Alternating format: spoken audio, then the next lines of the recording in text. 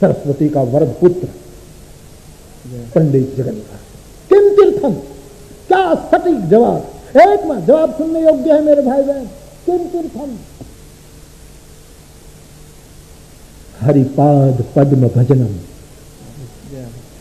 रसिक कवि है, सौंदर्य प्रिय कवि है, सुंदरता का बड़ा रुचि लेने वाला आदमी है। सामान्य बुद्धि से उसके सौंदर्य परक काव्य कोई पढ़े तो जरा जरा सोचने लगेगा कि ये क्या मामला है। किम तीर्थम, हरिपाद पद्म भजनम। एकमात्र जवाब है महाकवि जगन्नाथ जी का कि परमात्मा के चरण कमल का भजन करना ही सबसे श्रेष्ठ तीर्थ है। इसके समान कोई तीर्थ नहीं। जो भजन करता है वो तीर्थ है। श्री हरि के चरणों में जिसका भजन है, उनको गाता रहे, उनको स्मरता रहे, उनको सुनता रहे, तो ऐसा भजनानंदी मिल जाए तो समझो वहां सब तीर्थ है, सभी तीर्थ है। बहुत सुंदर जवाब दिया। किम तीर्थम, हरिपाद पद्म भजनम, किम रत्नम। साधक ने दूसरा प्रश्न उठाया कि आपका जवाब से हमें समाधान मिल गया कि भजन तो है श्री हरि के चरण कमल की भक्ति, तीर्थ तो है श्री हरि के चरण कमल की भक्ति।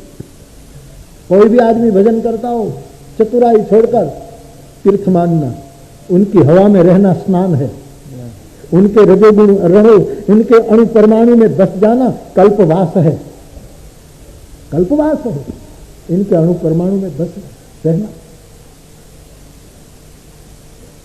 क्योंकि ये तीर्थ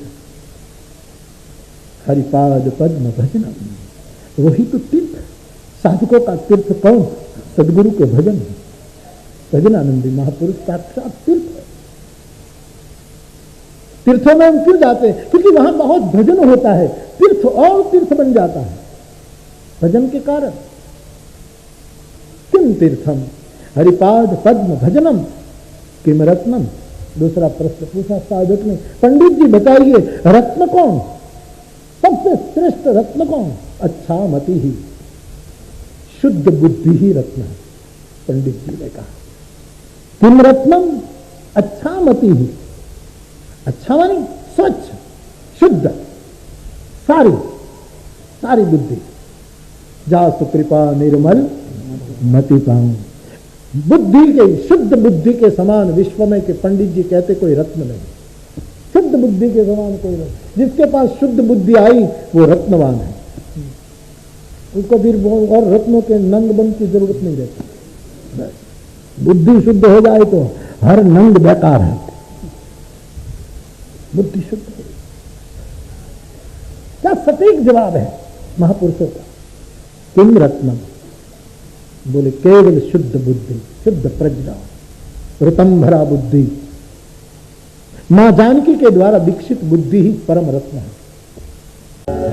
विशुद्ध बुद्धि ही परम रत्न है। भगवान के चरणों में भजन ही महातीर्थ है। किम शास्त्रम, तीसरा प्रश्न। पंडित जी बताइए, महाकवि बताइए, आपकी दृष्टि में शास्त्र कौन है? कौन शास्त्र है? किसको आप शास्त्र कहते हैं?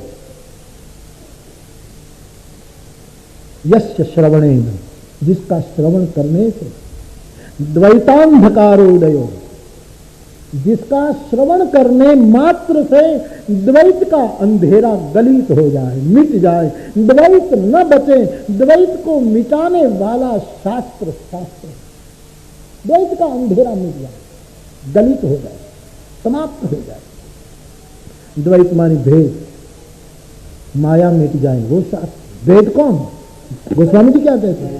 मैं आलू मोरे तोर माया, यही बस की है जीवन काया, यही बस की है जीवन काया। किम मित्रम, चौथा प्रश्न, मित्र कौन? और प्रश्न में साधक ने बड़ा सुंदर प्रश्न रख दिया। किम मित्रम सततोपकार रसिकम, सततोपकार रसित, सतत हमारे उपकार करने में ही जिसको रस होता हो ऐसा मित्र को, हमारे उपकार में ही जिसकी रुचि है, हमारे हित में ही। देख लेत मैं शंकर बल अनुमान सदा। मित्र की चर्चा को स्वामी जी स्वयं कर, हर शब्द की ध्वनि वहां सुनाई देती है। कौन ऐसा मित्र जो मित्र के उपकार में ही जिसको सतत रुचि है? कौन ऐसा मित्र है? तत्वबोध हो सखे, तत्वबोध जैसा कोई मित्र नहीं। हे मित्र, तत्वबोध ही सबसे बड़ा मित्र है, जो सतत हमारे उपकार में लगा रहे। तत्वबोध, उसको पंडित जी ने परम मित्र माना। तत्वबोध, उसके समान कोई वो नहीं। तत्वबोध सदैव जीव का कल्याण करने के लिए ऐसी मित्रता प्रदान करता है। पंडित जी ने तत्वबोध को परम मित्र माना। परम मित्र, ऐसे प्रश्नोत्तरी में मुझे तो स्मरण आया, इसलिए किम तीर्थम, हरिपाद पद्म भजन, परमात्मा के चरण का भजन ही तीर्थ है। तो